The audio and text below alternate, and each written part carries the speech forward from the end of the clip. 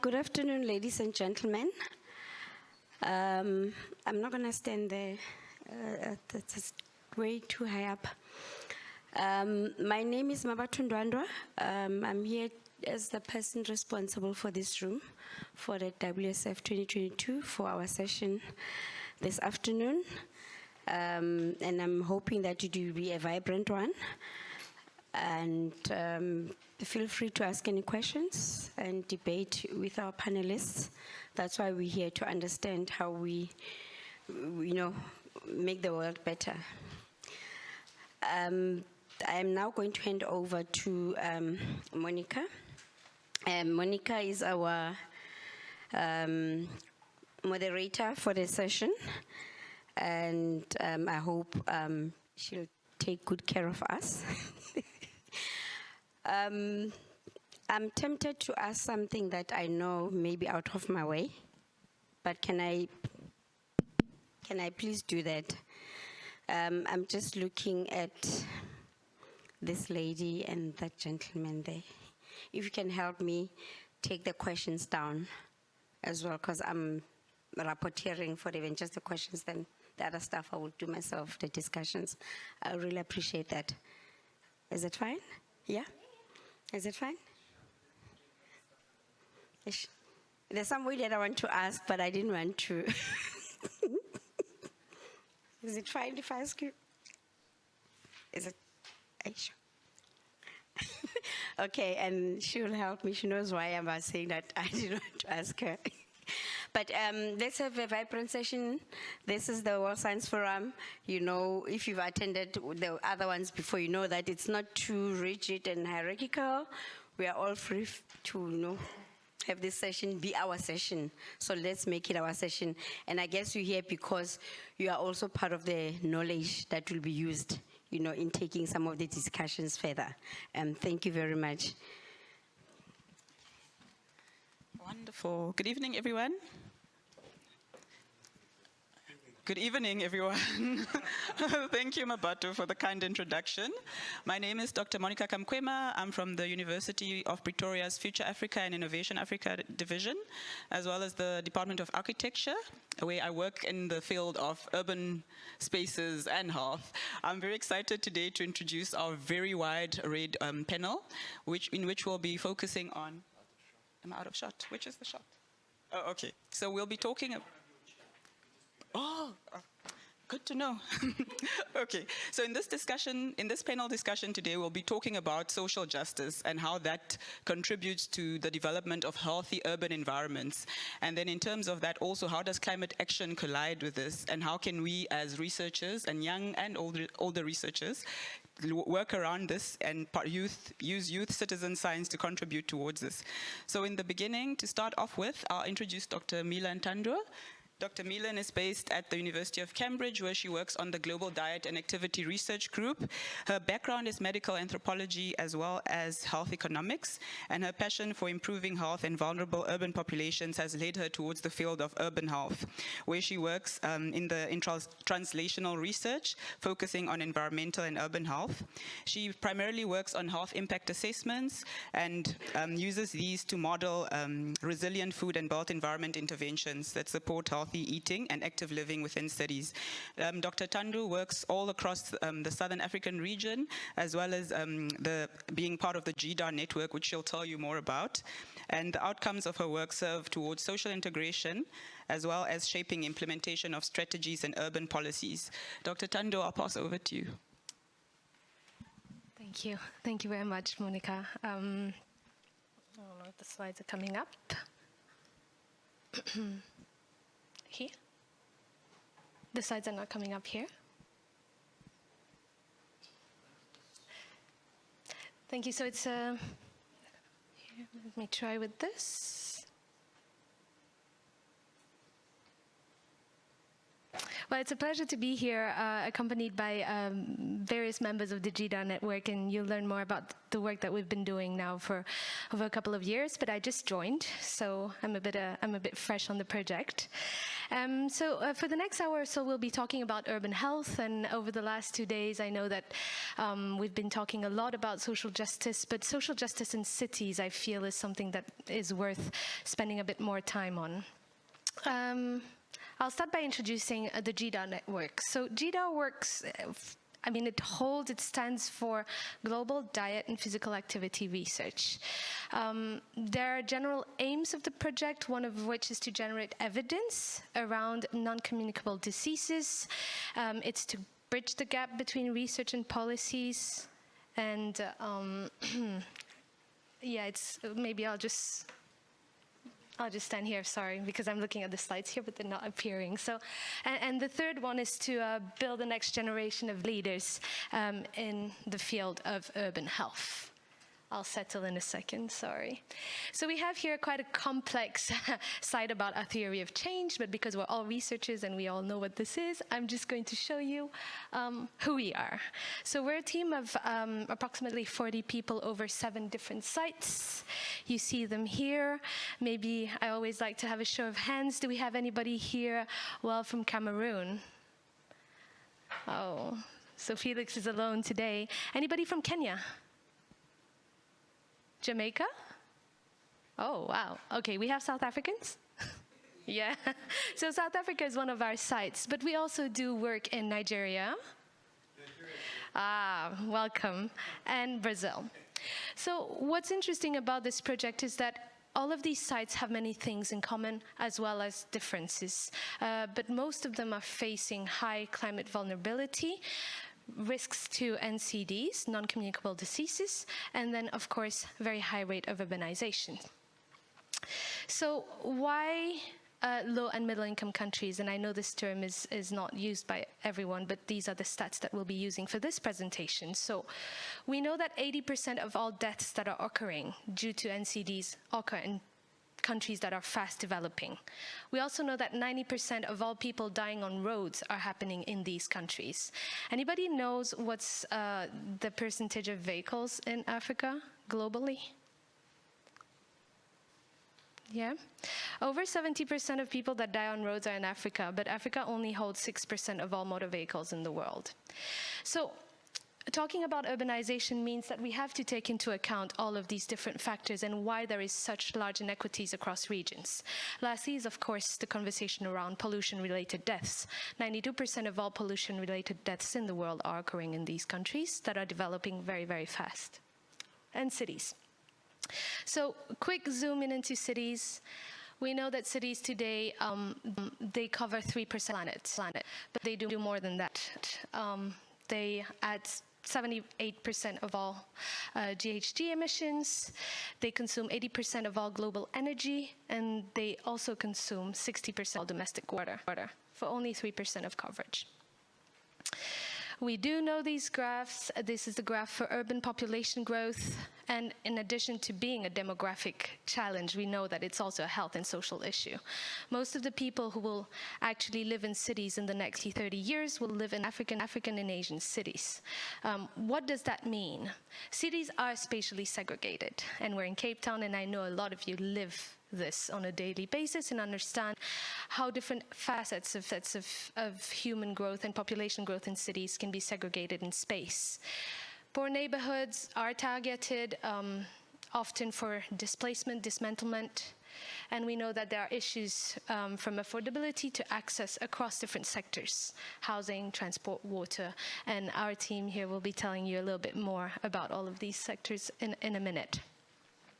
Here again, I have a bit of an intense slide, but what I do want to raise here is that all of these different factors and what we call in epidemiology exposure pathways that impact from health into urban spaces, into different outcomes. So on the left here, you see all the environments: the food environment, the built environment, natural environments, that can then impact on the way that spaces are used, the way that spaces are understood, and the way that spaces are actually felt by the people, and how this ultimately can affect chronic diseases such as cancer, diabetes.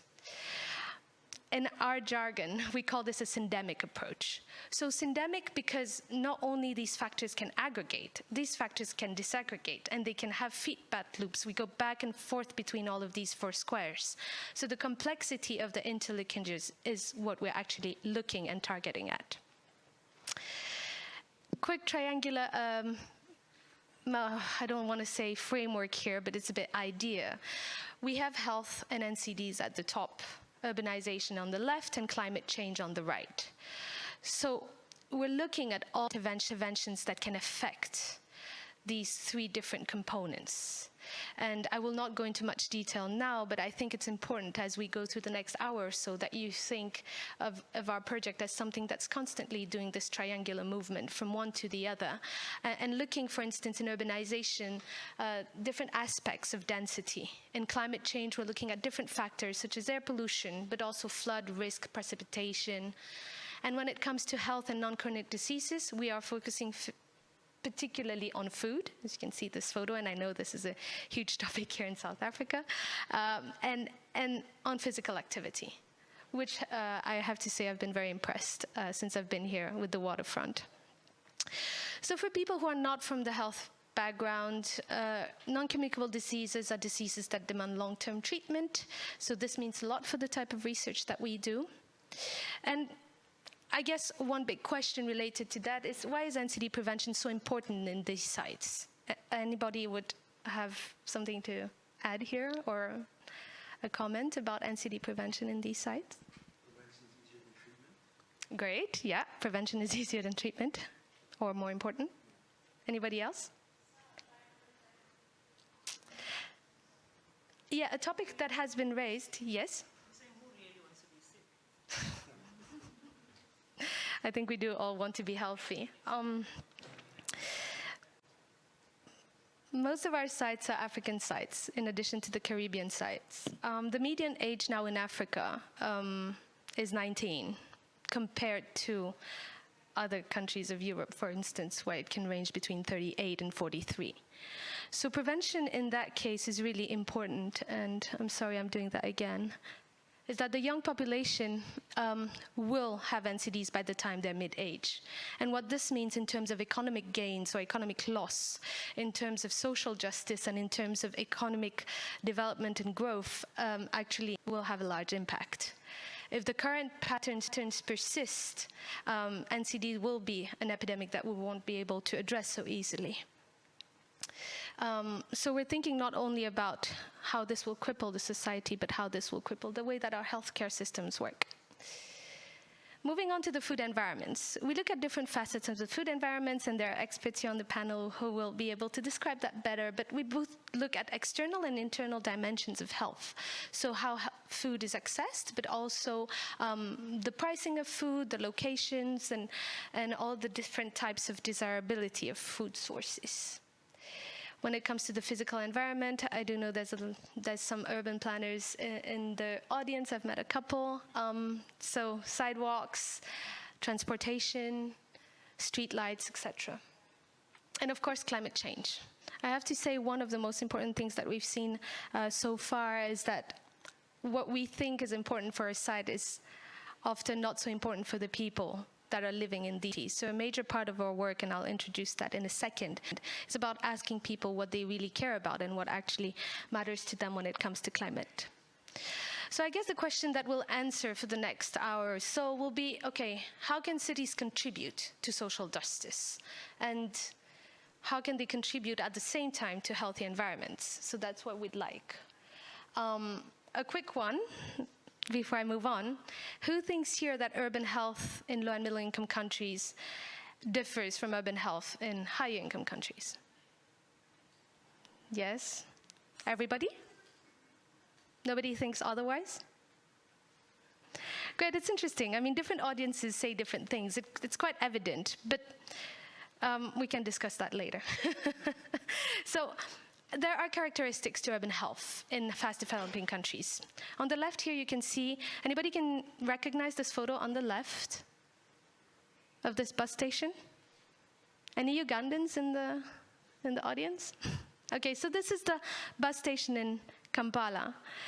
This bus station has more than 2 million people before midday. This is more than the population of my country, Mauritius. Kampala was designed initially for 300,000 people.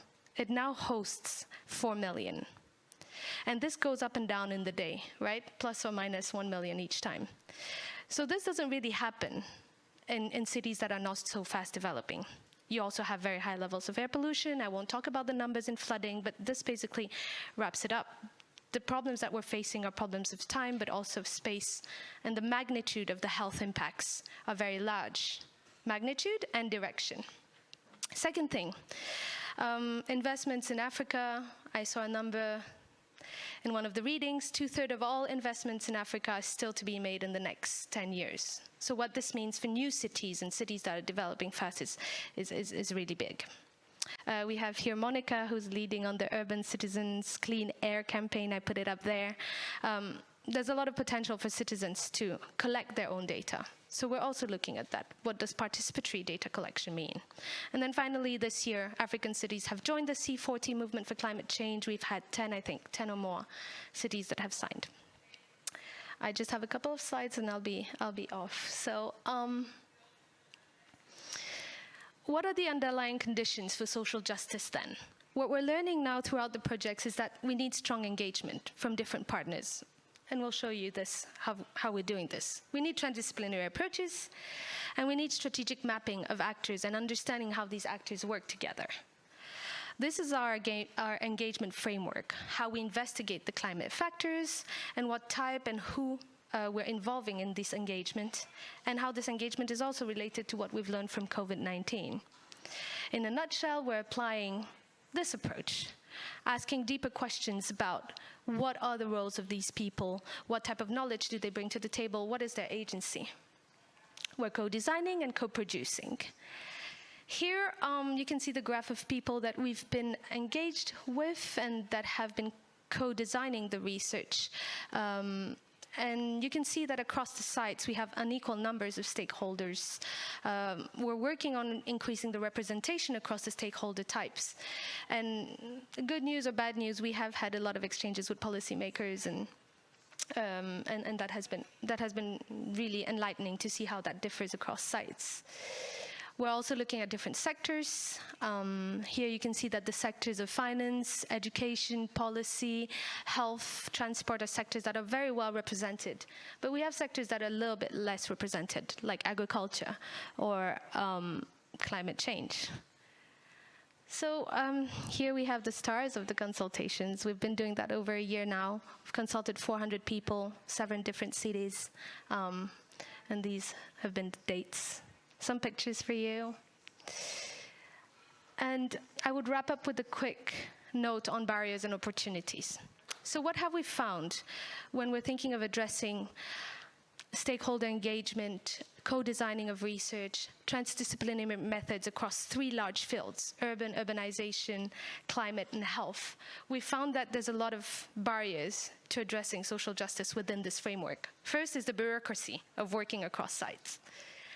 Different variation in workforce, lack of integrated approaches to health, but not only health, but also health policies. Availability and political timeframes. These have been salient things that we're addressing on a daily basis through practical issues. But there's also been a lot of opportunities. So we've been trying to increase action in these sectors at the same time or simultaneously with a lot of collaboration. Empowering the actors, of course, having people work alongside, not for, but with. I mean, we've been having a lot of these discussions, but this demands a lot of transparency and inclusion, and these are the opportunities that we've found so far. So, yeah, any questions for us, for me? I'm here, I'm representing a large network, so I'm really humbled and happy to be here. I'm happy to answer your questions. Thank you.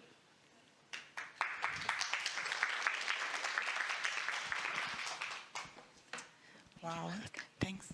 Thank you, Dr. Tondu, for that comprehensive overview, especially showing us the interlinkages between urbanization, health, NCDs, climate change. It's not very easy to exposit in a short presentation.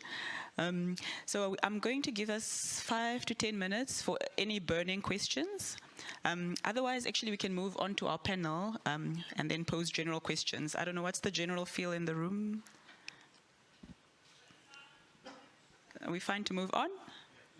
Okay, it's a question from... This other mic. My notes over here. Good afternoon, good evening, everyone. I've got a question. I don't know whether I just missed it when you talked about how urban spaces increase non-communicable diseases. And the other thing is how street lights, because I saw a slide where you showed sidewalks and then the garbage and then street lights. I'm wondering, how does that affect, or how does that come in with increase of non-communicable diseases? I'll pass it on to Vicky. Sorry, I'll be chatting a bit about this a little bit later, but I think it's the decrease in NCDs. And when we talk about the built environment, one of the biggest barriers to physical activity in the built environment, and physical activity is obviously associated with a decreased risk for non-communicable diseases. And so if you have poor lighting, or if you have rubbish on the sidewalk where people would normally walk, or the street is unsafe to cross because of traffic, then that would actually reduce the opportunities for physical activity. And that would then increase the risk for NCDs, or non-communicable diseases. So the street lights are, it's actually, so the solution lies outside the health sector, basically.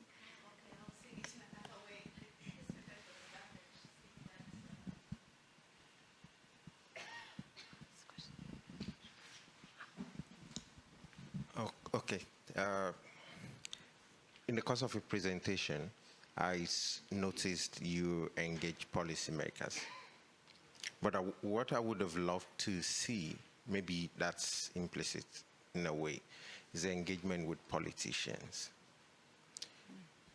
who tend to decide the budget, who tends to influence infrastructure, investments, and all the likes, which in turn shape our cities.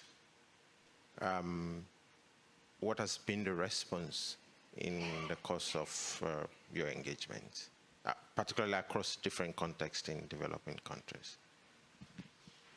Yeah, I'm happy to take this, and perhaps if somebody from a different site would like to comment, I think it's important.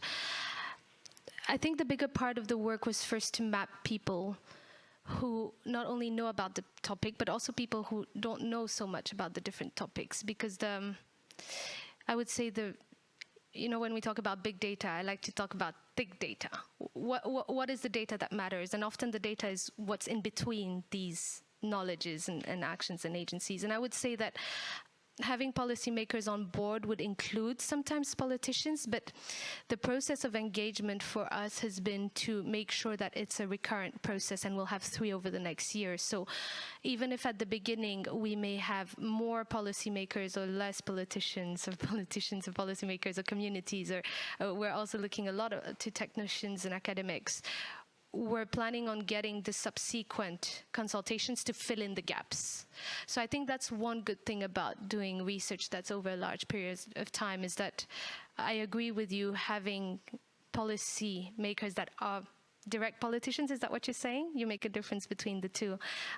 For us so far, I think some sites have had some politicians on board. I'm thinking particularly of Lagos with the Commissioner on Climate Health. I'm thinking also of Kemri in Kenya, where they've had the minister come in. So we're trying, and one opportunity I would say that we've found, and we've talked about that with several of our team members, is that in our countries, sometimes the distance between the policymaker and the citizen is not as wide as what we would think. This is the case for my country. I can see Monica nodding here for Namibia or South Africa, but we're doing it. But in short, we're doing it, and we're taking time to make sure that we're filling the gaps as we go. Yeah. I just want to add a little bit of context to what you're saying. Drawing from the experience from Cameroon, where I'm from, in the sense that politicians are not a separate breed of people. Usually these are the same people you meet on the streets, but they just change their coat. So it's like a day job, and then in the night they do some other stuff. So, yeah, so the word policymakers is actually in quotes because these same people are those who change their jackets and become politicians. And so the hope is that whilst they are still called some other things which are not politicians, if you speak to them, they listen. And then that can drag over to when they change jobs and become politicians. They could remember some of the things you said.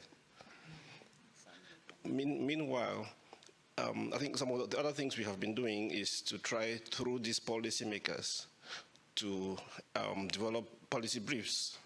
And these are documents we hope would eventually land on the table of the politicians. And we hope that they can take them on board.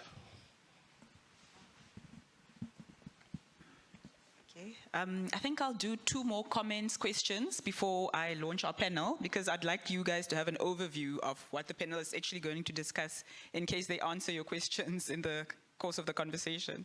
Would that be fine? Or? Okay. So next, I'm going to hand over to our next panelist, Dr. Faye Wyas. Dr. Faye is from the University of Cape Town, and she's also part of the Global Diet and Activity Research Group. She primarily works on the food and built environment, on methods to alleviate food insecurity, obesity, physical inactivity, especially in vulnerable groups, including adolescents and youth and underserved communities. She's passionate about community-based participatory research techniques, as well as using citizen science approach.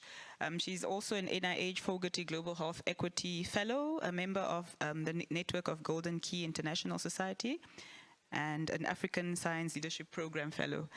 Dr. Faye, I'll hand over to you just to give us an overview of your work and your work in participatory research.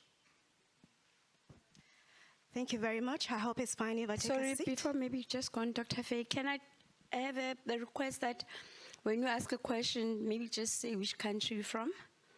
That will help a lot for me as well, just to be able to look at the participation that we had. Thank you. Okay, thank you so much for the opportunity. I'm so happy to be here to share my work with everyone. So often we'll talk about participatory approach, and I think that over today I've been hearing so much about inclusiveness, engaging people, science for, science with, and I think that is a good time to sort of answer some of those things, and about the fact that some people would go up on the mountain before they can get data to connect. I'll be talking about how we engage the community, even as young people, like adolescents, in collecting research.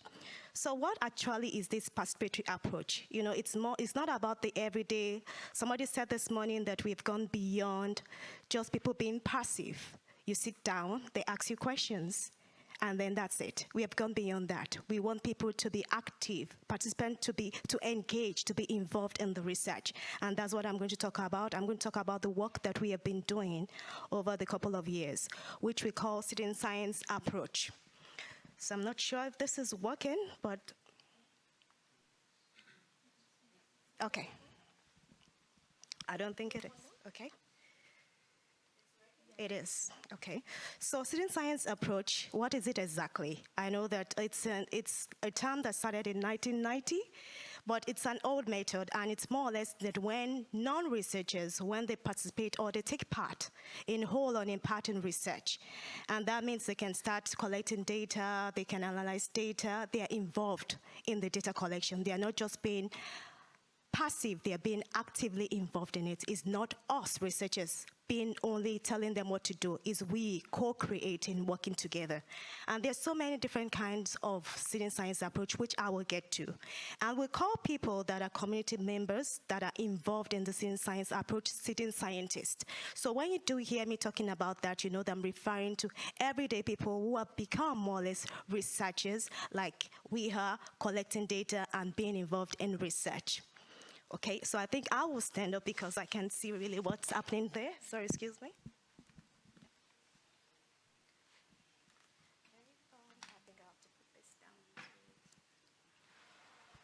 So I'll be talking about the citizen science approach. So as I said earlier, we have what we call science for the science with science. But now we have even gone beyond with, we are going for by the science. And what is that? Is when people, scientists, are actually involved as closely as possible in research. More or less, they are collecting data, they are analyzing data, they are advocating, and they are making the change alongside with the researchers. Okay. Sorry, excuse me. Okay, so by the people citizen science approach is, I will talk about a method that was developed by Abby King at the Stanford University, which we call our voice method, and that's what we used. It's a 4-step process, which is called the discover, the discuss, the advocate, and change. So what exactly is this? It's just a lot of words that you really don't understand. So I'm going to take them each step by step to really take you into what we did. And these pictures that you've seen are actually people that are called citizen scientists that actually engage in data collection. So what we did was that we decided to find out about factors that impact or hinder diet, healthy eating, or physical activity in adolescents, because we know that those people are people that are the next generation, our future leaders. People is when they start to modify their behavior. So if you're going to be obese or you're going to not be physically active, it will start from your adolescent stage, right? So we believe that we need to engage them to understand what are those things that hinder them or facilitate their physical activity and their healthy eating. So what we did was that we went to the schools, we recruited them from low and middle income schools, so as all to get insight about what is causing health inequality. And what we did was that we trained them to use a mobile app. Wait, I just said that we didn't have to go into technology aspect, that you have to go to the mountain if you don't have data. The good thing about the tool that we used was that it doesn't actually need data per se. So once you actually download the app, which you call Discovery Tool or any other, there are other similar apps, it allows you to take photos, audio narratives, and also SMS to tell you things that hinder or facilitate or your physical activity or diet. For example, it could be a tool that you look on, you download the app, and then it says, tell us about what hinders your diet or physical activity. Then you take photos, then you tell them why you took the photo. And then it's also geocode. So we told them that. Now, what about if you don't have phones? Like when you go to the rural community? Well, this method is something that can be modified. It's about discovering, it's about them collecting data. So there are methods that you can use to collect data. You can actually use pen and paper. It doesn't have to be the mobile app. That just shows that we need to engage them. But we use the mobile app in this situation. And so they collected data.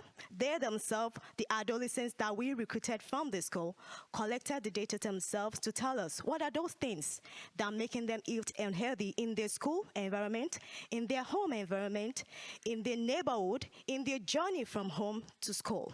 And when we collected all this data, we transcribed the audio notes because it's downloaded into a cloud, which we transcribed. And then we didn't stop there with the engagement. We took this result back to the schools. We engaged them again and said, these are the results that we have found. Tell us what it means. So they thematically analyzed the data themselves to tell us what the data means. These are the factors that impact on diet and physical activity, and that is the discourse part. And you can see in that photo where you can see us engaging with them, with the pictures and the audio narratives that were transcribed telling us these are things that actually are not making us to eat healthy. These are things that are actually not making us to be physically active. Now, this is just used in that aspect. It can be used for anything. You could decide to find out other things that are not related to diet and physical activity. Now, when they did that, we found, for example, they said maybe breakfast was an issue for them because they didn't have time to eat breakfast. They had time constraints. Safety, for example, was an issue for them. Now you have identified the barriers and the facilitators of physical activity and diet. What can we do? What are the solutions? So again, it's not us saying we have found out the problem, as researchers would normally do and say this is the solution. Because we have understood that some of the time is not what the solutions we might give might not be relevant or useful, as they have also told us this morning, to that specific environment. So it's them telling us, this is what we think can work. So they told us these are the things that we think can work. We now went beyond that to find out about what are those people that can make a change. Can you make a change in these solutions? Do you need relevant stakeholders? Who are the people that you need to work with to make the change? And they also identify that. And then the last part after that was to actually empower them to say, you have found out what the problem is, you have provided a solution, now why don't you advocate for change? That's the third steps. And then we empower them. So we're talking also about empowerment to make a change, and they presented their findings as citizen scientists to the school community and saying these are the things that are impacting our physical activity and diet in our community. But we focus on school because the stakeholders that they identified that they really wanted to make a change. Another thing was that sometimes we think that some things are priority for them. Meanwhile, that's not their priority.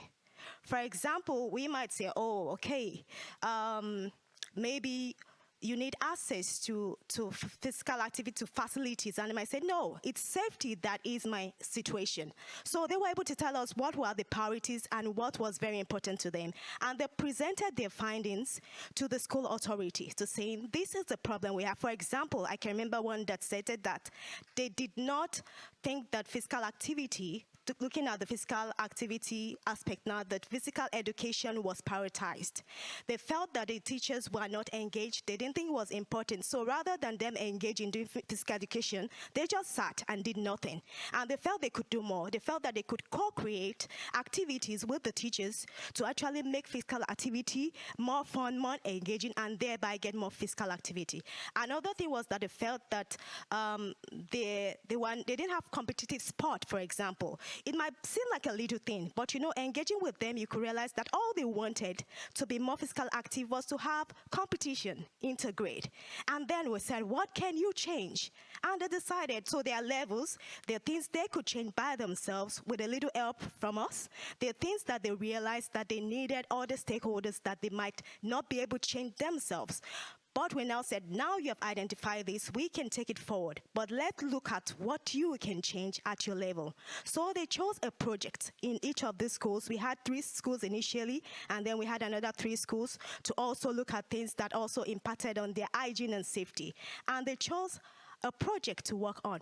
One of the schools actually chose to have an inter-house sport competition. And they went ahead to put everything together to make the change. And this is just a picture of what they achieved. So through this, they were able to be more physically active. They did this all by themselves. So it's not about science for. It's not actually science with. It's science by the people.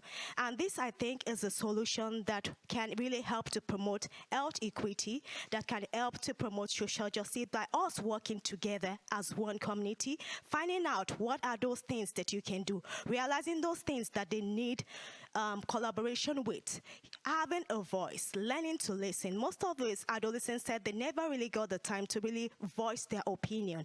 They never really got people to understand that language. Sometimes that's another problem. We tend to speak above the level of people that we're engaging with. We need to come down to their level to really listen and to really speak their language. And so this is just a bit of what we have done so far. So I would, it seems as if I'm talking too much. I'll keep quiet for now, and then if there are other questions, I will take them. Thank you.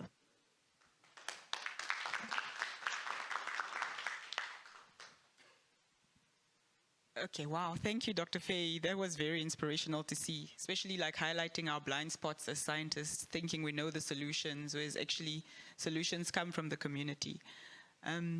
I'll take 2 brief comments or questions before I hand over to our next panelist. So as our co-host emphasized, please state your name and your institution and your country.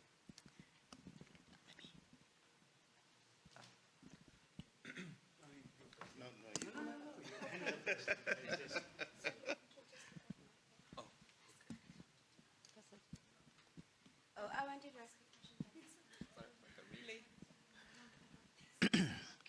Yeah, so the name is Itateng Mokoro from TEDx Johannesburg. And here in South Africa. Simple question, really. It sounds fantastic, the approach.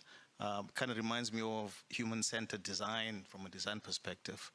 But here's the question. People operate from what they know, you know, and lay people do. And there's wonderful results that come out of that. But is there a gap, do you find, between what the experts think should happen, they should be advocating for, versus what people actually say they want, one? And how much of a guiding role do the experts play, do you play, in helping them along? Okay. Thank you very much. That's a very, very good question. Yes, sometimes there is a gap because as adolescents, for example, they tend to come up with, should I say, crazy beyond the world ideas. So the main thing, first thing, is to allow them to say whatever they want to say. We guided them. We facilitated them to make them talk, to learn what they had in their mind. And then we said, do you think this could work? So it's breaking it down step by step. How do you think this can work? Is it sustainable?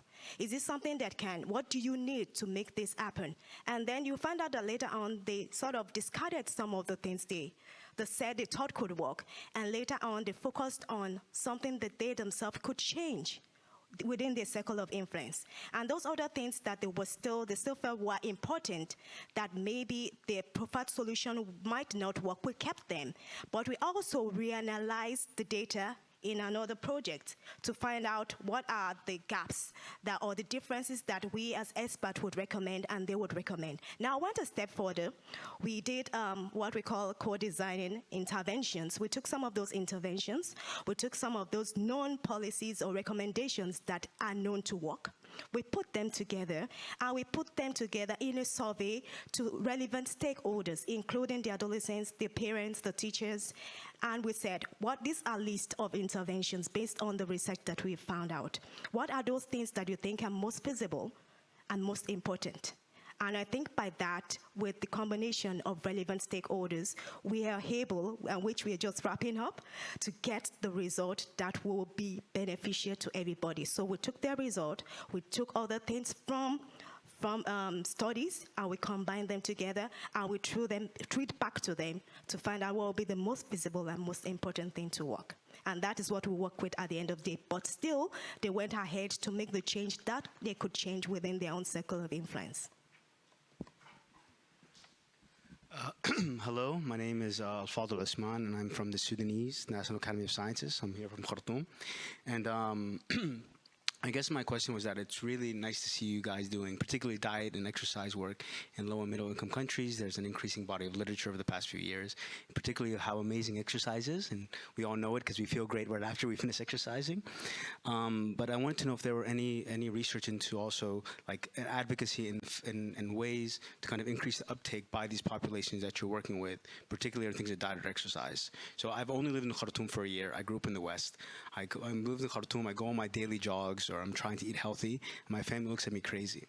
And I think when I try to tell my other family members who studied in the West and back to Khartoum, Al-Fadl, it's just mindset you'll never get through. I think that's really reductive and not necessarily true.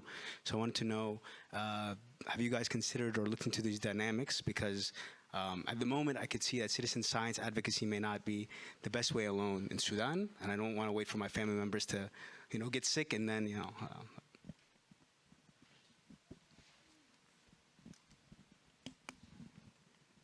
I'm going to jump in, and I think Felix might also want to comment. One of the things that's, I think part of the difficulty around that question is we make the assumption of volition. So we make the assumption that people do physical activity out of choice, whereas in most of Africa, there are 1 billion people walking or cycling every day, every single day. So there are a lot of people that are doing physical activity because they have to. So when we talk about choice, we also have to think about, is the environment suitable? Is it culturally salient? And so there are a lot of things that actually influence that decision. But one of the things that's really interesting in South Africa, the very first conversation we had with government directly around physical activity is when they restricted it during COVID. And it actually gave us an opportunity to actually guide government on the importance of physical activity for both communicable and non-communicable diseases, but on how to actually incorporate public open spaces and how to actually guide them out of COVID, and to have a real conversation around physical activity and to put physical activity onto the internet for access. So I think the point is that we mustn't assume that it's always a matter of choice, and that's why we talk about physical activity insecurity, just like we talk about food insecurity. Okay, and I'm going to give it to Felix because I think he'll talk about something else. Just in the interest of time. Thank you very much for those responses and the very insightful questions. So our next panelist is Dr. Felix Assa. He's from the University of Yaoundé in Cameroon. Dr. Felix's work focuses primarily on the intersection of non-communicable diseases and their risk factors, and as well as understanding the upstream determinants within the context of urbanization and westernization, as he terms it. So this also includes looking at environmental factors such as accidents, air pollution, climatic hazards, as well as ongoing transitions in terms of populations undergoing transition. So in summary, his work focuses on trying to find primary prevention interventions, and he has expertise in various objective methods of analytical research, as well as changing patterns of physical activity in free living populations, which I'll ask him to define, because I'm also not quite sure. So I'll hand over to Dr. Felix. Thank you for that kind introduction. I'm not sure I know the definition of those terms you're asking myself. I'm sure somebody put in there for me. Yeah, but that aside, I want to spend the next few minutes to briefly share with you about some of the work we have done about non-physical activity in public spaces in Lagos and in Yaoundé. And I think Vicky wanted to give me the microphone because physical activity is spread across different domains, right? And so in the urban areas, in the cities, we are really fortunate because we have all these beautiful amenities, and the jobs that we do mostly entail what we are doing now. We sit from morning till night, and then we go back home. Okay, which wasn't the case back in the rural areas or before the modernization or urbanization. So a lot of the activity which we did came from occupational activity, but we have lost that in the cities, especially in the urbanizing cities in Africa. We are losing the activities that are coming from occupational activity. And we are equally also losing a lot of activity from transport because, like Vicky mentioned, people need to have the opportunity to move, to walk, or to cycle before they do that. So even no matter how much you want to cycle, there are certain streets in Yaoundé where you will not go for 5 minutes before being either you're knocked down by a car or a motorbike. Okay, so you could think about cycling like the most beautiful exercise you like to do, but you're not able to do it because of the way the cities are being built. The cities are being built, and the city planners, because they didn't look at the health dimensions of city infrastructure, they forgot to take into account the fact that active transport would assist in contributing towards physically active lifestyles. Not to talk about infrastructures for leisure time physical activity. In your free time, how do you find the cities? How do you find spaces to exercise in the cities? I think when we finish this session and you go out, you would see people running over the pedestrian bridge, right? So they are using that bridge as a running track. But I don't think that was the intention of that bridge. That bridge was probably built because to reduce road accidents from people crossing with the vehicles on the streets, okay? But now people have taken that bridge and they are using it to exercise. Why are they using that bridge to exercise? Maybe because there are not other more conducive infrastructures. So in the cities of Yaoundé and Lagos, if you go out, you see people exercising in the streets, in the middle of vehicles. Now, can you stop them? Nobody asked them to go there, right? So they went on their own.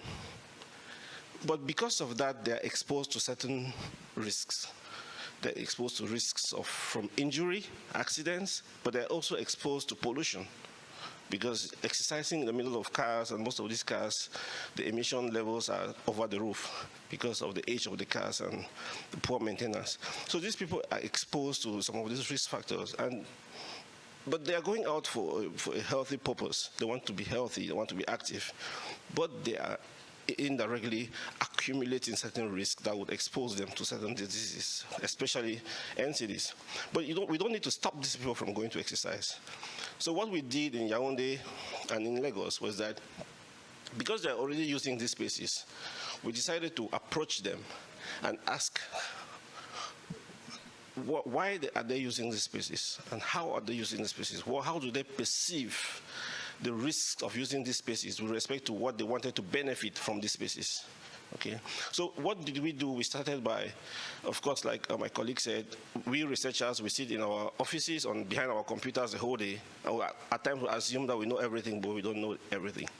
So what we did was, in order to map these areas, we had to ask the people, tell us where you see people exercising in your community, in the city.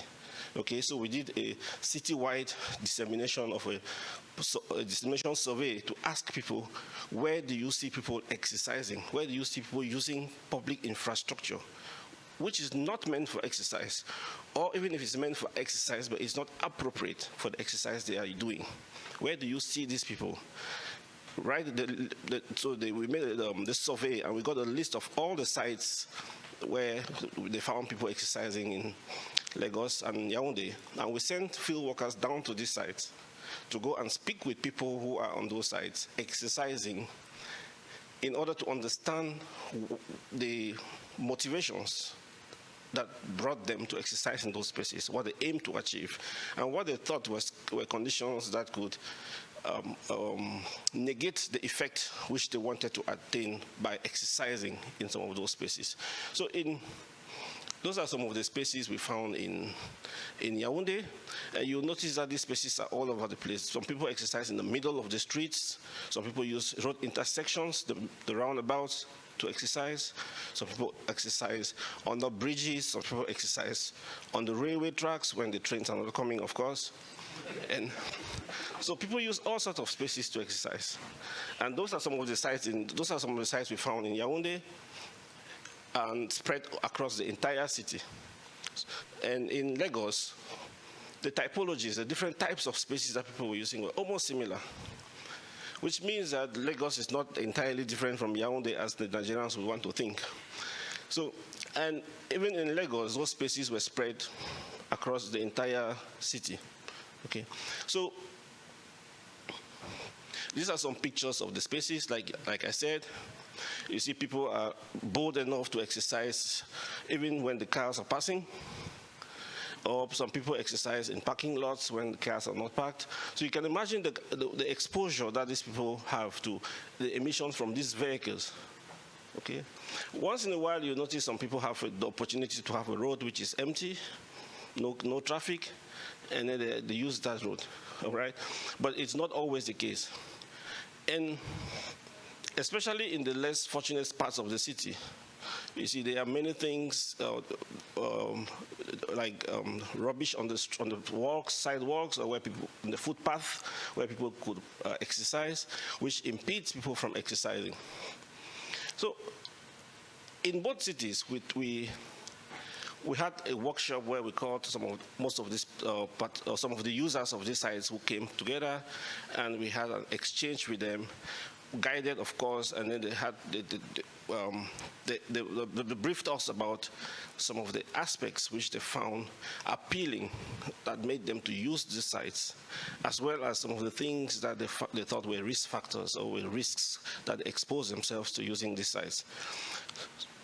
And in talking about all those things, you would tend to understand that people knew, for example, we didn't have to tell them that they had risks of accidents, because when you examine the types of people who use certain types of spaces, you'd find that, for example, women would tend to use places that are brighter and that they are sure they would always have more other people exercising than men. Men would not usually care. They could go into dark streets and exercise on their own. And they would mostly engage even in solitary activities much more than women. So all of these findings we had because we approached these people and talked with them, and then we understood from them how they could make these spaces better. Because the idea was not to tell people that it is wrong to misappropriate space and use it for physical activity.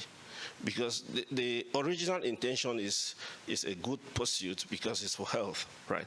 But we discussed with these people to understand how their perceptions of how they can improve these spaces to make these spaces more healthy, more friendly, and reduce their risks of accidents or exposure to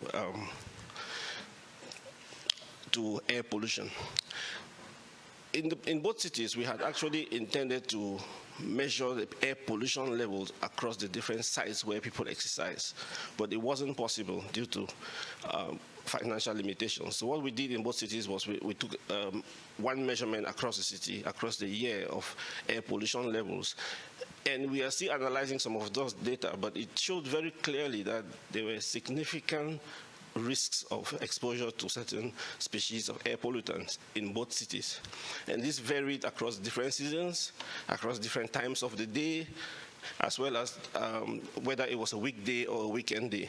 So all these are things which we, in the second workshop, we took back to the participants, those who exercise in these spaces, and they tried to incorporate the level of pollution as well as the variability in pollution level across the city in terms of understanding when is it more friendly to go out and exercise, or when do you have to stay at home and maybe reduce your risks of exposures to high levels of air pollution. So this is just in a nutshell what we have been doing, trying to study how people have appropriated physical public spaces for exercising in Yaoundé and in Lagos. Thank you. This is not my work alone. I did this work with Professor Taibat from the University of Lagos, as well as Professor Tolu from the University of Cambridge. Thank you.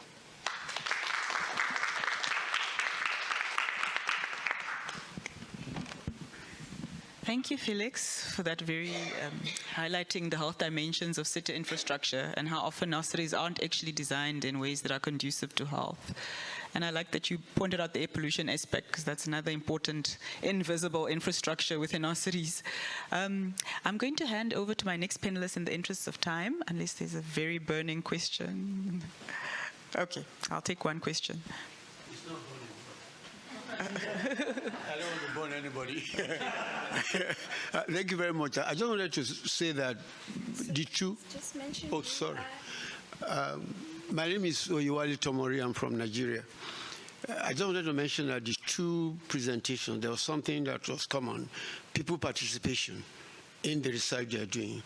But is that applicable in all kind of research? If you're going to my mother's village and I'm going to talk about disease, how much of people participation can I get? I see you talk about government of the people by the democracy. Is this science crazy instead of democracy or something? Okay, I think I will start answering that and I will let other people talk. I think that when it comes to citizen science approach, we have to, the first step is to find out, is it applicable and what stage? Like I said, they will take part in part or in whole.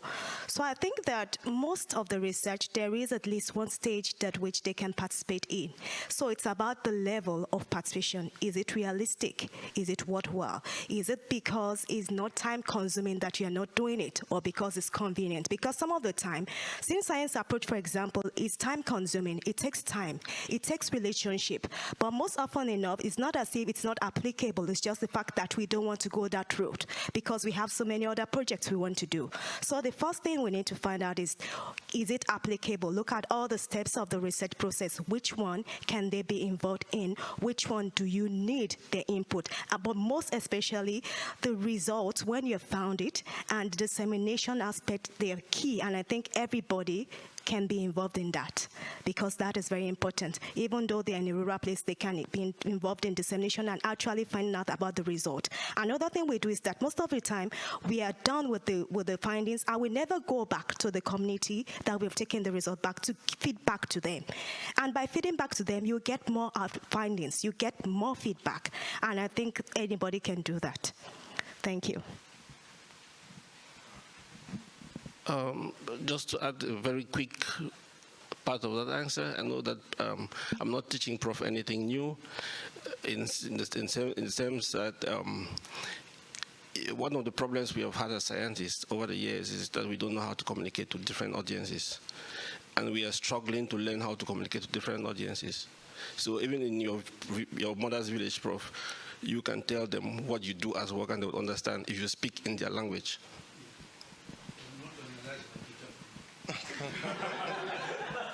Sorry, I just want to make a few comments on Felix's presentation. I'm Muyiwa Adegun from Nigeria, and I'm happy to put a face to the good work you've been doing. I must commend your active Twitter presence from the GDAR. I've been following what you're doing, and I can say it's fantastic. You even forgot to mention, because I read one of your papers, how the road was used for physical activity in Lagos during the lockdown, and government wanted to chase people off the streets because they were meant to be indoors, but they were outdoor working out. That was a very interesting example. But I want to touch on two things. Why are we lacking in the appropriate infrastructure for physical activity? We've heard of the concept of complete streets from the US. I mean, it's not gaining traction anymore. Providing space for all kinds of mobilities, whether you're a pedestrian, you're a cyclist, you're using a vehicle. We are not seeing that so much happening, particularly in our side of Africa. Maybe you have a comment to that. Then the aspect of climate. A lot of people have tinkered with the issue of cycling. A lot of people want to cycle. But looking at the climate in the tropics, if you want to cycle to work, you might need to first get a very good shower, because it's hot, it's humid. There's a climate dimension to some of these aspects of physical activity. Then I think one thing I'm picking from a presentation is the informal appropriation of space, which is coming from spontaneous activities of individuals or a group of people, not so organized, because we also have gyms, and some people patronize gyms. So instead of registering in a gym and having an instructor, there is a time you have to go or any time you have to go, you can just call your friend and say, let's just go today, and use anywhere we're fine. Maybe that's a solution. Because if we try to organize that, wouldn't that get off? I think it's good to get on those nuances in analyzing this appropriation of space. It might actually not be a problem of the absence of infrastructure. It could be other layers that are motivating this people to use the spaces. So I have a burning question. I know I'm asking out, but I've been wanting to ask from the time that Dr. Faye was speaking. I mean, as I listen to now these three speakers, I realize that I know that Dr. Felix said, policy makers are ordinary people. But before we even go there, if you talk about the availability of infrastructure, they would be needed. And I thought I was not gonna talk, but when you mentioned the fact that the space is there, but how we utilize it, it's another story. In terms of, it's hot in Africa, you get to work, say you're running to work or you're walking to work, depending on how far you are, or you're cycling to work, you will still need some space where you can be able to shower. Or if you want to do it at lunchtime as well, how do you do that? So I think that there must be some kind of conversation, or the next event that takes place, they should be involved in your advocacy, in your stakeholder consultations, if you have that, the matrix, because that is also quite important. And we know that in Africa, or in South Africa in particular, safety is a major issue.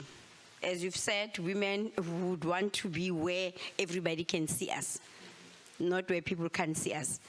And we know the challenges that we have. And how do we do that? I mean, in Johannesburg, I know they made spaces for bicycles, but that's not working. because you see a lot of people walking there instead of the cyclists being there or cycling people being there. So those are the things that, you know, there has to be that kind of the citizens, the researchers, and government, but we are all citizens at the end of the day. So how do we come together?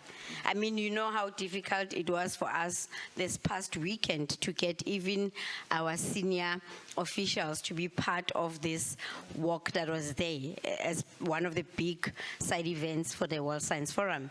Because if they're not there, they won't even see it.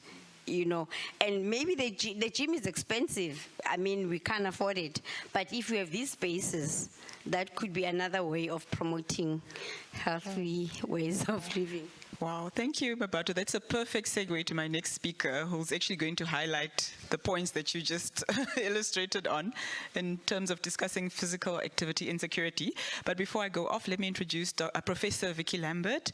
She's based at the University of Cape Town and is director of the UCT Research Center for Health through Physical Activity, Lifestyle and Sports, which is based in the Faculty of Health Sciences. Prof. Lambert has done extensive work around physical activity, as well as looking at the burden of disease, epidemiology, and underlying etiology of mechanisms of health effects and benefits, and how these relate to ecological factors, primarily along the lines of environmental epidemiology and environmental and socio-environmental determinants of health. Prof. Lambert, I'll hand over to you. Thanks very much, Monica. I hope it's okay, but I can't see very well, and that's off, so I'm going to stand down here, get a little closer to everyone, if that's all right. Okay, let's see if I can drive these forward. There we go. So one of the things, and I do want to speak to the question that was raised before. One of the, sorry. Oh. Yeah, oh, just speak in here. Okay, all right, sorry. Yeah, can you all hear me and see me? Is that all right? Okay, I'm much happier down here anyway, so I don't do heights very well. One of the things that I think we need to think about, you know, when we think about tobacco and we think about sugary beverages, there's a villain. There's a villain, and it's easy to actually make a policy and to make a regulatory response to those problems.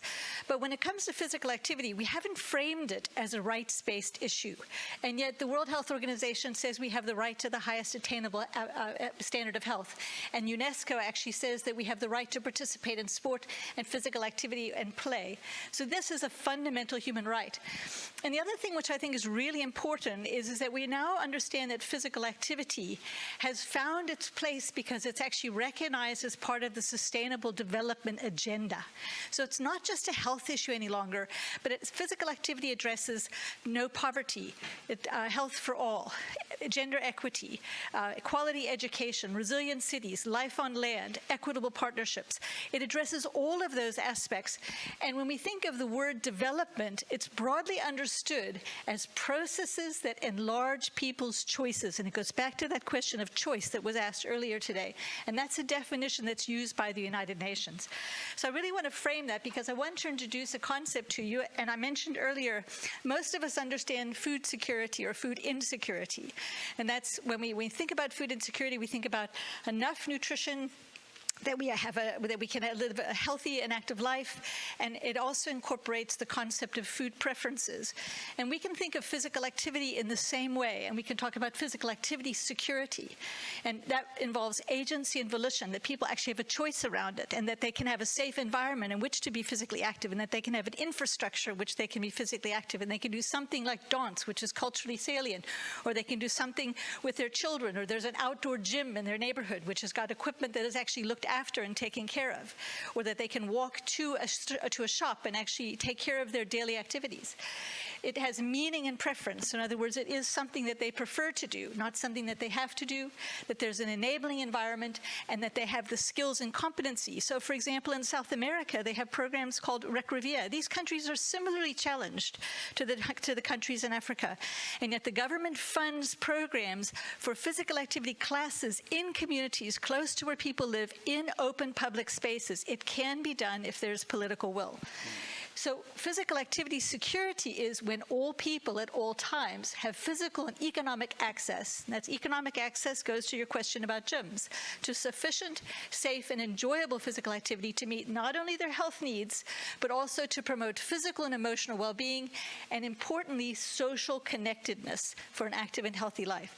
So when we think of the physical activity security, what is happening in terms of Africa, in terms of, for example, the policy environment? And hopefully this will work. Okay. So I just made a few bullet points just to remind me of things to share with you. And firstly, I think I mentioned to you at the beginning that there are 1 billion people walking or cycling every day in Africa. And that's either to work or to school.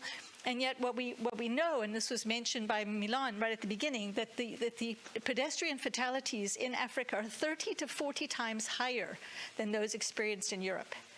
And that's with that limited car ownership. I've highlighted that physical activity is part of the Sustainable Development Agenda.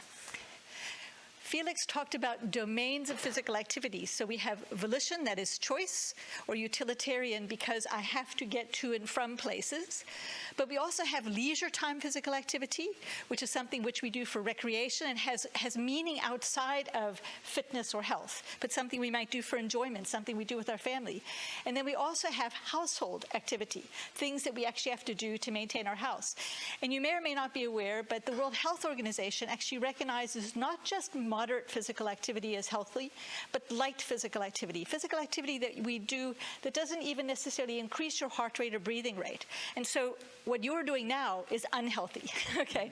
But light physical activity, just milling about or even standing up while I'm talking, actually would be better for your health than sitting down.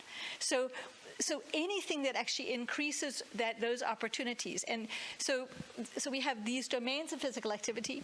And so now let's think about where they can be implemented. So the first thing is this notion of integrated and non-motorized transport. And probably the best and earliest example of this was the Transmilenio that actually was developed in Bogota, Colombia, and on which many of the modern integrated rapid transit systems have been built. The DART system Tanzania has actually won awards from the Sustainable Transport Development Organization as one of the things with actually bringing transport hubs very close to households. And yet in Africa, transport hubs are actually the farthest away from households in any other continent. Non-motorized transport, this map, I think you'll find a fabulous report by UN Habitat that was published on walking and cycling in Africa. And you'll look at this map and you'll see that the countries with just green are countries with a national walking and cycling policy. Those with stripes have both that and a subnational policy, and the country of Ethiopia has not only that, but they have national and subnational policies. And if you look at the numbers in those circles, those numbers correspond to whether or not there is a policy, whether it's being implemented, and whether there's monitoring, and whether there's actually reporting. The only country that's both monitoring and reporting in Africa is Ethiopia. Okay. But you'll see 4s around Kenya and Uganda. Nigeria's got a 3. That means that they're at least enacting their policy. This is a really fabulous resource, this entire report, and I would recommend that you have a look at it. We talked about open streets. Felix talked about appropriation public space, and somebody mentioned complete streets. And so we're aware of the initiatives that are happening. There are over 200 cities right now that have open streets. And open streets are when, again, the city is closed down. And the best example of that is also from Bogota, Colombia, called Ciclavia, which has actually been going on for more than 50 years. But in Cape Town, in Kigali, in Lusaka, and also Kisumu in Kenya, there are car-free days where the city is actually closed down for non-motorized transport. So the cars can't be used in the city. And in fact, in Kigali, they actually also promote physical activity within the public square. Play streets, something which was sort of initiated in Europe, and in Chile they've actually implemented, in Cape Town we've implemented, and this is where the neighborhood actually blocks off the street. And in order for us to block off the street in Cape Town, the city of Cape Town had to tell us how to get around their traffic law. And they told us how to break it without getting into trouble, because otherwise we would have had to have an event. And so we were able to actually just block off 200 meters of a public street, and then we involved community champions and parents and leaders and elders in the community community. And then again, the car-free days. I wanted to highlight that it isn't all bad news. There's a fabulous paper that came out recently from Ghana in which they showed that there are policy examples, not just around walkability, but around playability. And the housing policy in Ghana, the Children's Act, the Building Code, the National Health Policy, and also a development policy all mention access to recreational and play spaces for children, participation in sports and recreational activities. So it's in the policy. It's actually up to us to measure and implement to make sure as citizens that in fact they're taking place. Park upgrades, we actually are in the process of actually monitoring and auditing the outdoor gyms in Cape Town to see whether they're being used and whether there's actually a reasonable investment in those spaces. And we've also seen that if parks are upgraded, that people are more in those parks, not necessarily doing more physical activity, but having more social interaction, which is just as important. There are many different civil society initiatives, NGOs such as Bicycle Relief and Wheels of Change, something called the BEEP program, which is Bicycle Empowerment, Education Empowerment Program, which is in Rwanda, and in South Africa, the Kubeka Learn to Earn program. And these are hundreds of, well, 20s of thousands of bicycles which have been donated to youth and to household earners to actually help them to actually economic empowerment or for learners to get to school. And then finally, there are really good examples, one in Accra and one in Addis Ababa, where they actually have taken a section of the city and they have looked at where there are high traffic fatalities, and they've upgraded the intersections, and they've actually implemented pedestrian crossings and pedestrian bridges and signage, and they've shown real reductions and attenuations in traffic accidents, if any case. So I think I just wanted to highlight that we can address physical activity insecurity. Those solutions lie largely outside of the health sector, and they actually have to be through a public, civil society, government partnerships and working together. So thank you very much.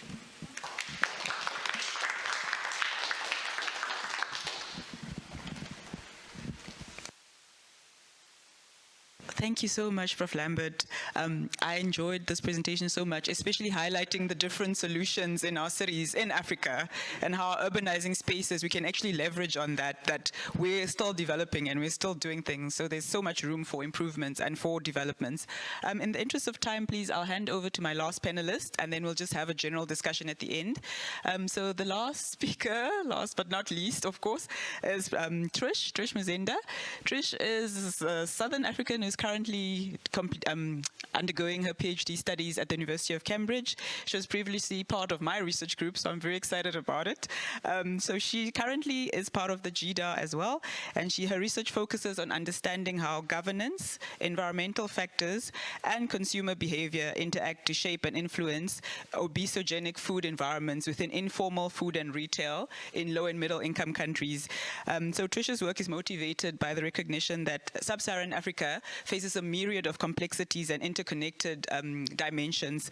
So then, as well as compounded by urban health challenges that actually require more than the health sector to intervene. So exactly what Prof was talking about with transdisciplinary and multi-sectoral work, that's basically her bread and butter at the moment. Trish, I'll hand over to you just to talk about your work at present, and particularly focusing on youth, if you can highlight that angle as well. Hey, good evening, everyone. Thank you, Monica, for the amazing introduction. And so just to touch on that, so my current work does focus around food environments and urban health. But today I'll be particularly speaking around previous work that I've done that focuses more around intersectoral collaboration amongst policymakers, housing and in the housing and health sectors. So tying in from the previous speakers, so we had So previous speakers spoke around the need to engage youth in the work that they do within research around physical activity, and then also spoke around appropriation of public spaces as well as some government initiatives around physical activity. And so one of the key threads across everything that is spoken about is the aspect of space, right? Everything that is spoken about is happening in the urban space. And then firstly, and then secondly is the linkage to non-communicable diseases. And one of the previous, someone in the audience mentioned the idea of incorporating policymakers within this. So in my research, we did a study that looked at experiences and opportunities for intersectoral collaboration between housing and health sectors. So although this is a bit removed from physical activity and diet, I think the sort of like key lessons from this are very important and applicable to physical activity. So a brief background behind this is that housing is a known key determinant for health outcomes. So for instance, where you live does have an impact in terms of your exposures within the housing structure itself. Is it made of brick? Is it made of corrugated iron, etc.?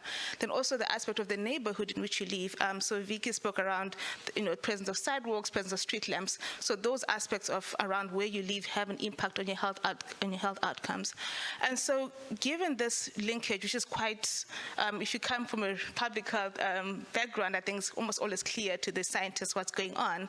But so we then were interested in understanding how then the people who are actually working within government, particularly at the urban governance level, so municipalities, etc., how they understood housing and health, and also how they understood the interactions between these two.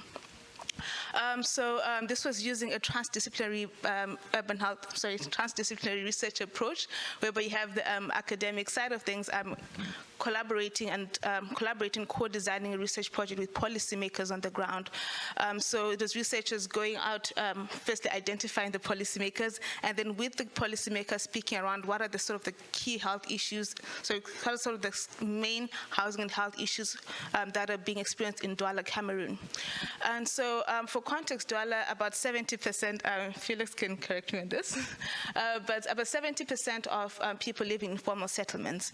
And these informal settlements typically have housing that does not meet the designated building standards with its CT at the national level. So you've got sometimes you have housing made from tin and corrugated iron, housing that is situated on flat and say floodplains and low-lying flat areas, and also housing that does not have good access to water and sanitation services.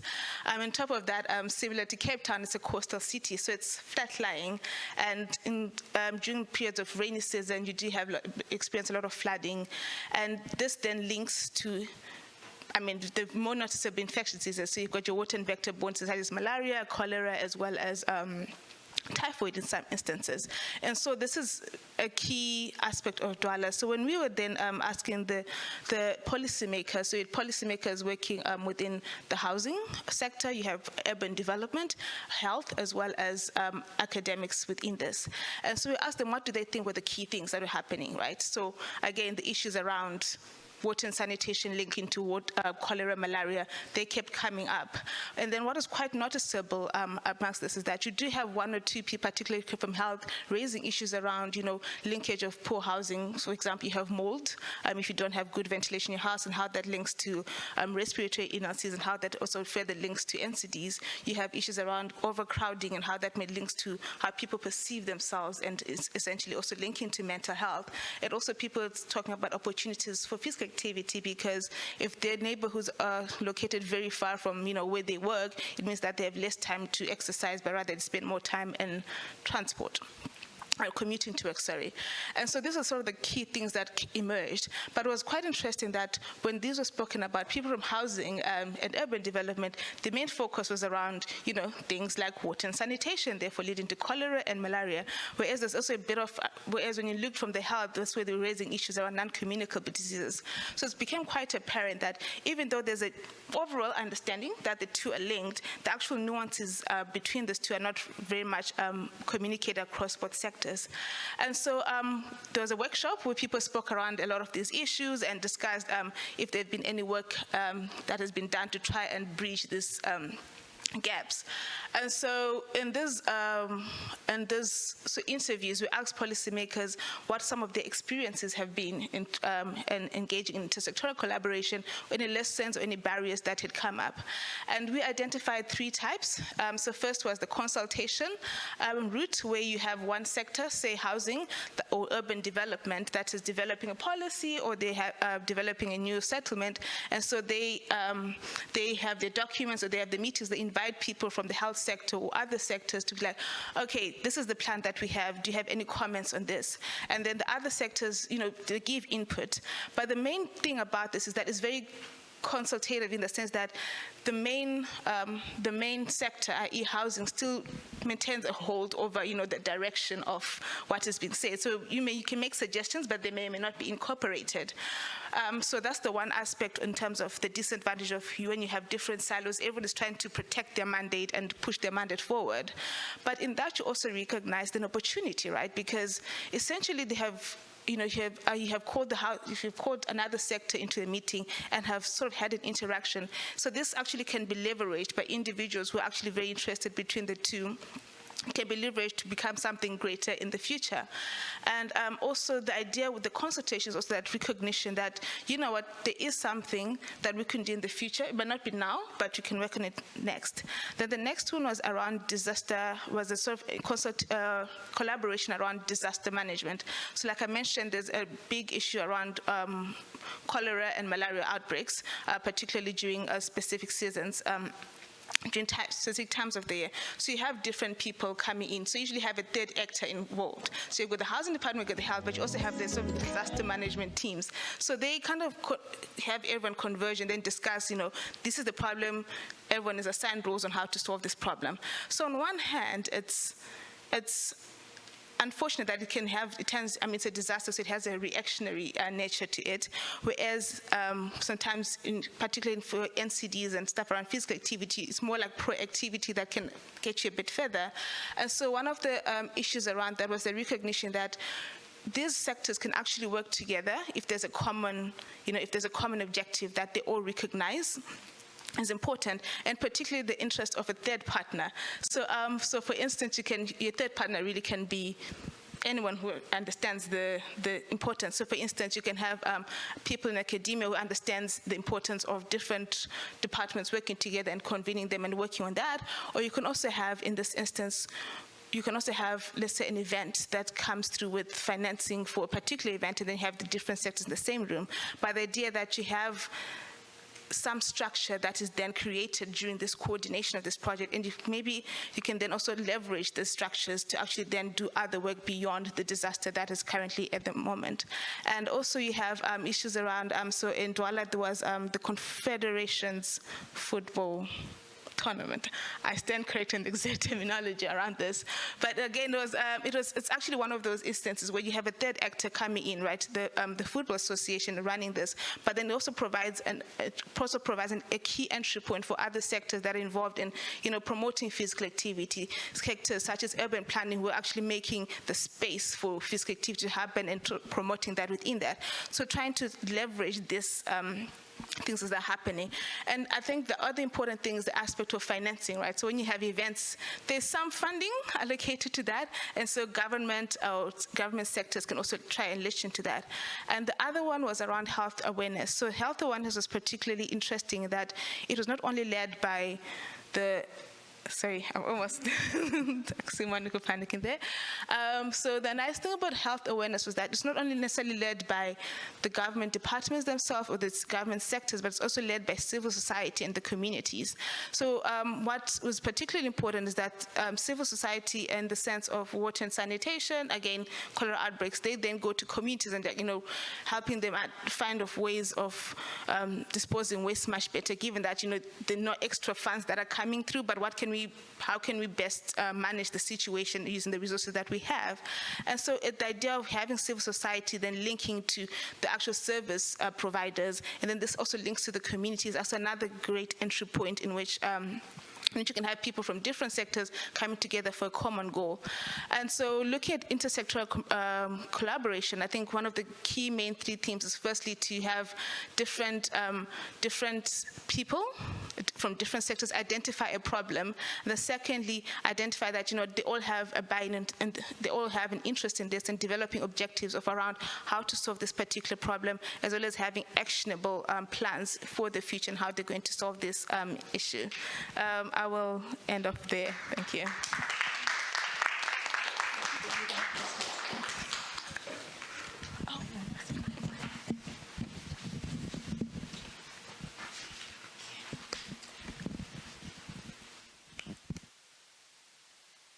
Thank you, Trish. I think we often talk about transdisciplinary and multi-sectoral work, but I've never heard it expounded upon so practically. So thank you for that. In the interest of time, I know we've gone way over time. We had an unanswered question, and then I'm not sure if anyone else has any question that they'd like to highlight. But I particularly wanted our speakers to finish off with coming back to climate justice and social justice, and how then all this ties back into the theme. That's the overrunning theme for the conference.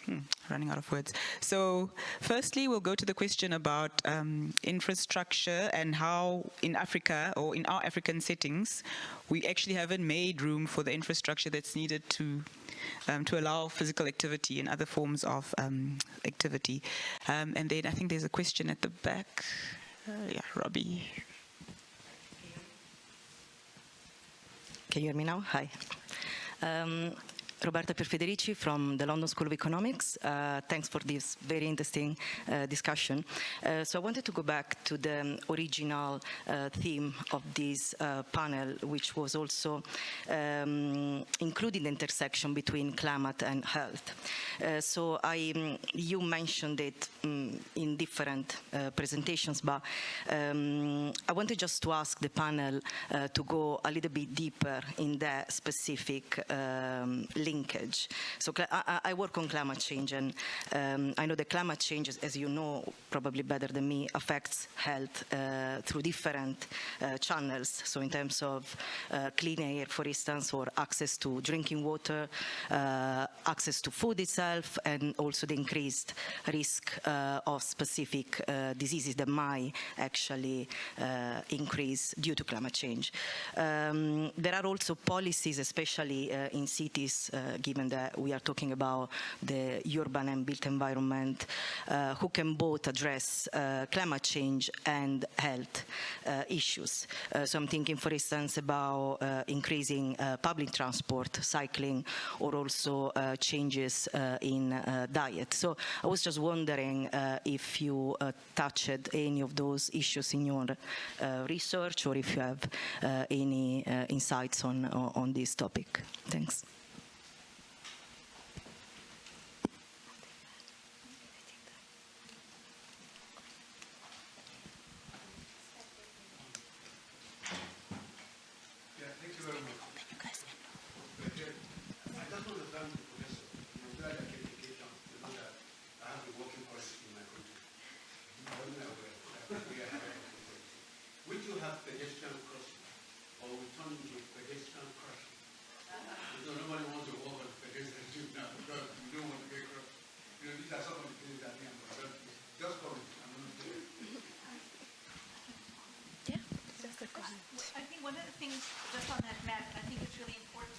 You can't manage what you don't measure. And so there's a lot of policy, almost perverse, malicious compliance, and that we have policies because WHA or WHO, different UN agencies mandate these policies for member states.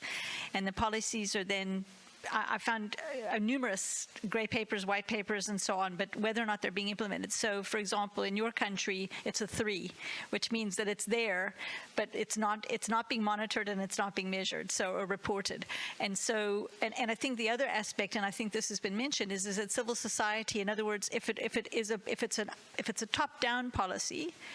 And for example, if our sidewalks in some of our neighborhoods in Cape Town were clear for pedestrian traffic, then pop-up hardware stores and vendors would not actually be able to ply their trade because they use those sidewalks as well. And so there is tension in the use of that from an economic perspective. And when we have an opportunity, I'll speak to the climate side as well. Sorry, maybe I can just add something on that. I think we also have the problem of different sectors. For example, the road sits with the Ministry of Infrastructure. Transport is handled by, that's controlling vehicles, is handled by another department. And then you find each one speaking to the policies based on their perspective. There is no melting point. That's why we could have a kind of policy. It could be somewhere in the transport policy, not in the infrastructure policy, and not health. Yeah, because I know we've been speaking of bicycles from over 20 years ago. Thank you all for an amazing panel, and just on the comment of like the importance, of course, of the social determinants of health and the structural determinants of health, which me as a health scientist working from the hard sciences, I'm only now coming to appreciate that maybe that's where the key solutions lie.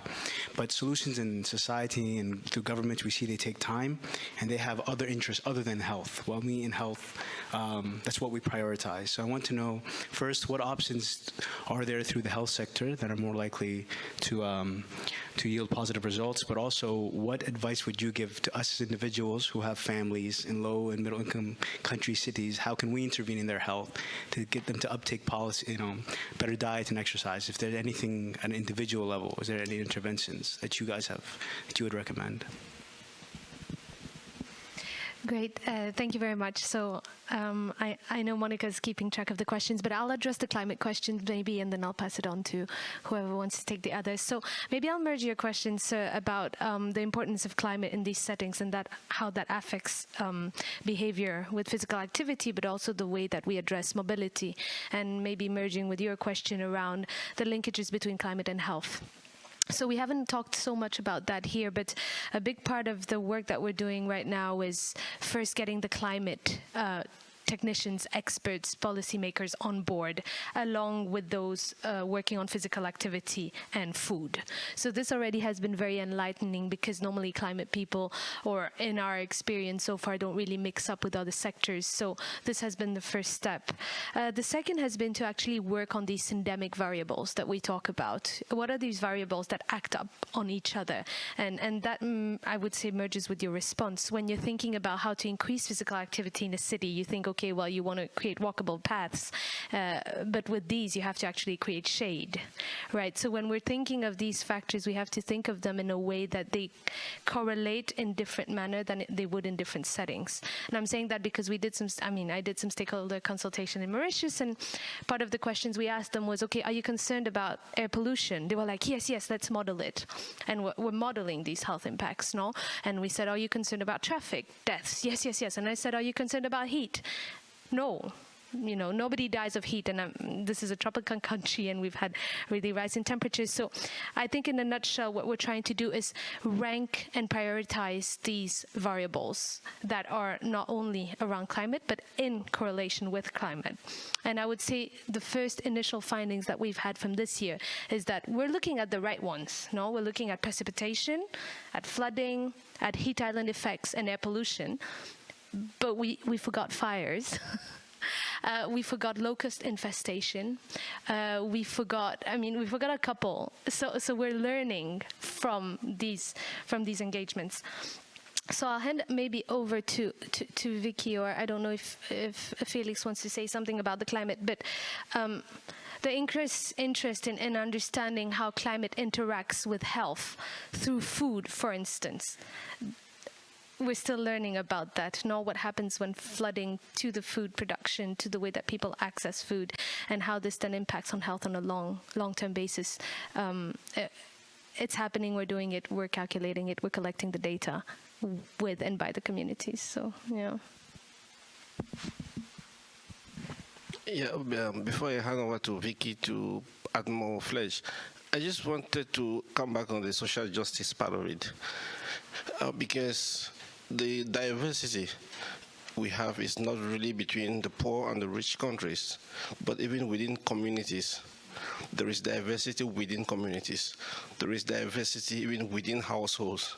So how do we think about these public health promotion measures we are thinking about and make access equitable? How do we make sure that the person from the slums in Lagos would have the same benefits or similar benefits to the pretty rich folk who live on the island? So that is, in my perspective, ensuring social justice even within communities, such that if we are thinking about interventions that would promote physical activity, that would ensure food self-sufficiency, that will be sustainable despite climatic shocks, I think we should be thinking about equity even within these communities, which, strangely enough, is not usually the case. Because if you live in some of these cities, the difference you would have between the struggling people and those who are really on top may be even wider than the difference between low and high income countries. So all of these things we have to keep thinking about, because if we make cycling paths along all the streets in Yaoundé, for example, not everybody is able to buy a bicycle. I mean, you would take it for granted that a bicycle is just a few dollars or something, but how much proportion of the people can afford that? I think my good friend here has talked about, well, if the roads are bad, just go to the gym. How many people can pay for a gym membership? How many people can even pay to have a gym instructor? So those are all of the things which we need to think about. And when we get into consultations with the stakeholders, with the community members, with policymakers, some of these things come up because everybody has a voice. But the trick is not to just go to the easy sectors or to the accessible sectors, but it's try to get as diverse a group as possible so that all these issues should come up when we sit in a room together. Thanks, Felix. I'm going to expand a little bit on what Felix said and also just comment on the climate. I think that the key thing is that, for example, a country like South Africa has a remarkable amount of green space, but our green space is completely inequitably distributed. In our own work in communities that are from disadvantaged areas, for example, green space or open public space is actually regarded as a place of danger for the community and for young women, for example, because there's not adequate supervision or lighting. And one of the most remarkable and consistent variables, when we look at variables that impact, and this is from Nigeria, this is from South Africa, this is, I think, also from Mozambique, one of the most consistent variables that contributes to lack of physical activity and even the prevalence of obesity is the presence of litter. And the presence of litter and associated, for example, water pollution and the water sources pollution, the question is it litter because it's actually blocking or because of the aesthetic, or is it a sign of social disorder, of lack of service provision, sort of inattention by the state? And to me, it's a combination of those factors that's probably implicated there. And we've even published on, for example, good houses make good people. And what people really want is they want dignified housing. And if they have dignified housing, then they will look after their property. But if the person next to them doesn't have that, then it makes it very difficult for that standard to be maintained. And so I think part of it, and I think the gentleman asked, what can the families do? I really believe that social mobilization is something which we must do. So, for example, we have visited outdoor gyms in low and high income areas in this country, in the city, and what we find is that a lot of these places are vandalized, they're not cared for, but the community doesn't react to that, they don't respond to that, they don't actually demand for change, they don't actually sort of engage with the street councilors or the city councilors.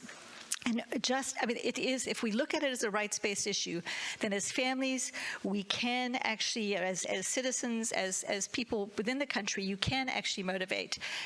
But also you need to meet counselors part way. So those are my thoughts on that.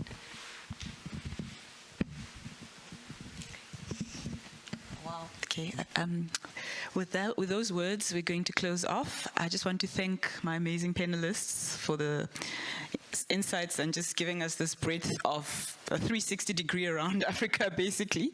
And I'd like to thank you all for coming and for bearing with we've gone way over time. Yes, thank you for joining our session, and I wish you to enjoy the rest of the conference. Thank you.